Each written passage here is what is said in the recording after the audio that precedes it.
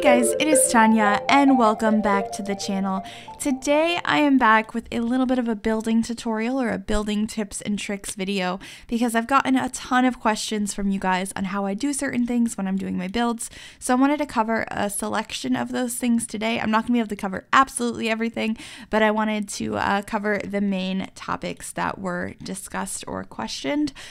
So we're going to be discussing a variety of things today, including move objects, how to size things up and down, how to move things off the grid, moving them up and down, and debug, and a couple other things. So let's get started. The cheat I use the most often when I'm building is the move objects cheat. In order to go ahead and enter cheats, if you click Control, Shift, and C, it's going to pop up this bar at the top for you to go ahead and type a cheat in. And the move objects cheat is bb.moveObjects space on. Click enter and move objects cheat is on. What that enables you to do is place items inside of other ones. It doesn't matter if there's something conflicting or not, which is a very, very helpful tool. As you can see, everything is snapping to the grid, and that is another question I get a lot. You don't actually need move objects in order to prevent this, but it does help a lot because move objects makes it so that, you can place things closer together than you normally would be able to, including combining objects. However, if you click Alt on your keyboard when you're placing something, you can move it independently from the grid. And this is very helpful with move objects because technically this is intersecting it a little bit, but it's actually just super close to it. So I do that a lot with my fridges because I think the gap between the fridge and the counter is kind of too big. So I do that a lot. This allows you to move everything freely. Also, if you're holding down Alt while you're placing an item, and you can just move your mouse around and rotate the item freely. Also, before we get any further into this, I just realized it is important that in order to do all of these tricks, you need to be using the Sims 3 camera, which you can find in your game options.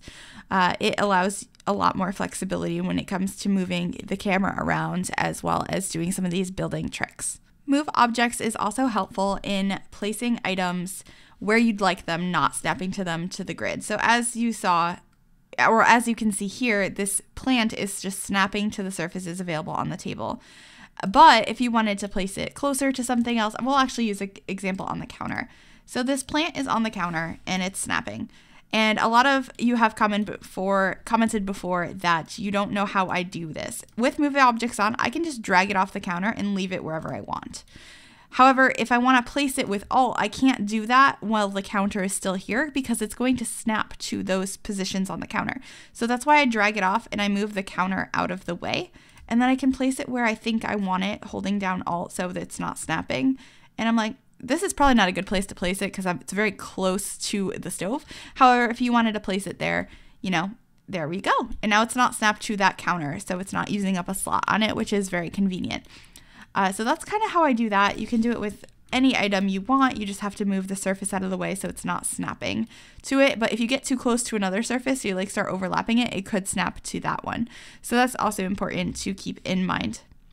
So we can just place things closer than you might think you could. Also, I do this a lot with combining different items. I've seen many people do that, and I've done it a couple of times before, like combining a bookcase of some sort with a desk. So you can just kind of place whatever items you want. This isn't a horrible combination, but let's find an example here. If you want to grab this bookcase here and place a desk in it, it can come out to be kind of a cute item. And it's fully functional as well. Well, I mean, the desk part is. The bookcase itself would not be, so you'd probably want to have another bookcase in the house, but this is a way you can intersect items. Another thing is, before I had placed down or turned on move objects, I couldn't place a chair on the other side of this table because it was too close to the fridge, but now I can do that. Another thing I've gotten questions about is how you raise and lower objects. So obviously we had this bread box on the counter over here that we placed with move objects, but what if we wanted it on top of the fridge? In order to do that, you're going to want to press Control and 9 on your keyboard, and it's going to raise an item up. Alternatively, if you press Control and 0, it's going to lower it down. So we can go ahead and place it up here. However, as you can see, there is a little bit of a gap right here between the bread box and the fridge, because the cheat to go ahead and raise up objects does it by certain intervals. So a lot of items might not raise to the level that you want them at. So just keep that in mind if you just want to use the cheats in game. If you're open to using CC, there is a shelf that you can download that allows you to position it at any level you want it, and then you can snap items to it. So I've been using this starting this week, and I know a lot of other builders have as well. And basically you can grab that shelf and you can place literally any object that's not massive on it. So maybe you want a nutcracker. So we're going to grab him, and if we just drag him away from the shelf and then place him back up here, he should be sitting directly on top of that fridge, no problem, which I think is really, really convenient. But of course, that's a CC option. You don't need to download anything, but I will put a link in the description if you guys would like to grab this shelf. As long as you delete it out of the build is not going to be counted as custom content, so that is very convenient.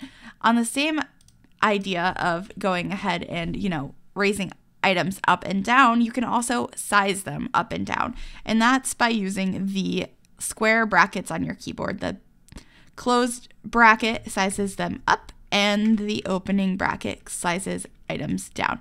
The thing is, there's a limit on how small an item can get, but there is no limit on how big it can get, so you can go a little bit crazy, So we can't even see the top of this guy, but from map view, I'm sure he will look fantastic. And so that's kind of a nifty thing that we've had in the game for a really long time. And it can add some really cool realistic touches or ridiculous touches like this. I'm going to go ahead and delete him because he's gotten a little bit too big. But sizing items as well as raising them up and down are definitely useful things to have in the game. So I get a lot of questions about counters and cabinets and how I use the various pieces, because a lot of people say they only have this version, whereas there's corner pieces, there's like these long bits, and then there's like smaller pieces you can place as well. So if you're going to be placing cabinets, if you click on the swatches here, if you notice this little button here, it says automatic counter placement is on. Click again to turn it off. If you turn it off, you get to see all of the counter pieces, and you can go ahead and individually grab them. So you can see like the shorter ones, corner ones, end ones, the longer ones, which is what this one is right here. And there's just a whole lot of versatility with this option, and you can get all kinds of different pieces for all of the different counters, and they're all very different. Like the tall pieces on various counters are massively different, because the Space Game one is like that, whereas this one here is the tall one from Parenthood, but it's only like a half shelf. It's meant to have a counter under it, and then like some will have glass in them, some will not. So it's just really cool seeing all of the different options you have. The same thing goes for the countertops as well. If you click on the swatch area, you'll enable this. You can kind of see all of the different pieces, and you can make various things from it. So we can go ahead and grab two end pieces, one here and one here, and you made like this cute little island that's not as big as an island would be if you used two of the larger pieces.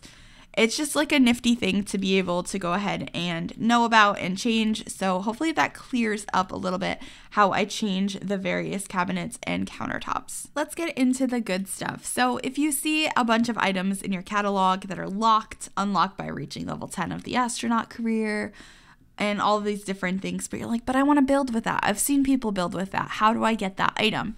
What you're going to want to do is open up your cheat menu again and type in this really, really long cheat. bb.ignore gameplay unlocks entitlement. Once you do that, you're going to want to just leave the category you're in, and then when you go back, you can see all of those items. You don't have enough money for these, so let's just mother load, and now we have enough.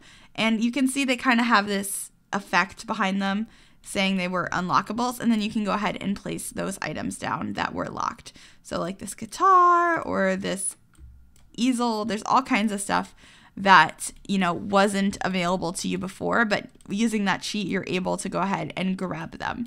And on that same note, we're going to get into one of the best cheats in the game, which is Debug. I've mentioned this a bunch of times, and I have gotten some questions on like, what is Debug? How do you get to Debug?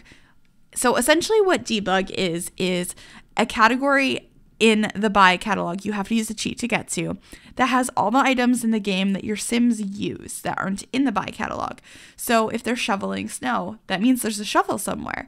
Or if they are changing the channel on a TV, that means there's a remote and things like that. Basically anything they use in the game that you don't have directly in the buy catalog is in the debug menu. So in order to access that, you're going to go ahead and go back into that cheat bar and type in bb.showhiddenobjects. If I can spell. If you click enter, that's going to allow you to get to Debug. There's two different ways you can filter from Debug. You can either go through down here like normal, and then if you go into here, you can go into content and click Debug, and that will show you absolutely everything. Also, if you don't want to do that, you can also type in Debug in this menu and just click on any of the ones that say Debug, and it's going to bring you to the same menu. So once you're going through here, you can just see everything. There's urns, there's parcels, there's tomatoes, like literally anything you could think of. Like there's even babies, which is kind of terrifying, especially if you combine that with the sizing up cheat. I mean, and there's like boxing gloves. There's like all kinds of stuff you can find in here. Some of the things are really goofy. Other things are things you might actually want to use in a build.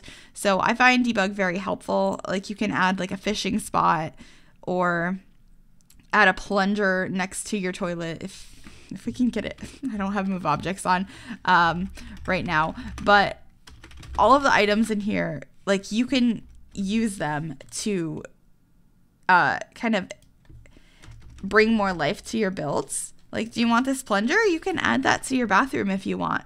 Like some of the items, I don't even know what they are. That we have like a banana peel, it disappears. Not everything in here will stay, but there's all kinds of like miscellaneous decor in here that you normally wouldn't have access to, like some alien stuff. It's pretty cool. It's a pretty cool place.